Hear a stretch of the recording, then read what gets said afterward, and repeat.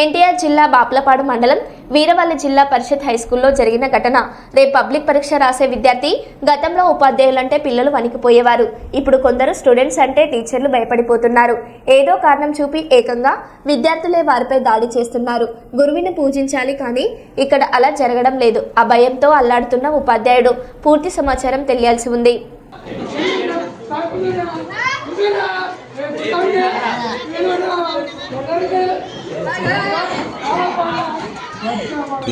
ఎందుకు రాయను కొడతా ఆ జోన్ ఎట్ట కొట్టాడా?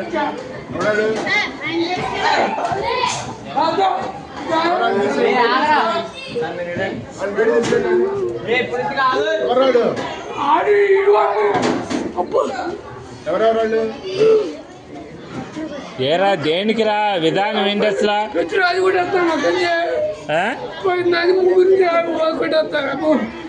తెలీదు అడు కొడతా కొడు రే ఎందుకు రా విధానం అట్టా కాదు, అసలు తప్పు కదా. మాస్టర్ అంటే ఇది ఏదైనా ఉంటే టీచర్తో చెప్పాలి కానీ కొట్టుకోవటం ఎందుకురా? అసలు తప్పు కదరా అది.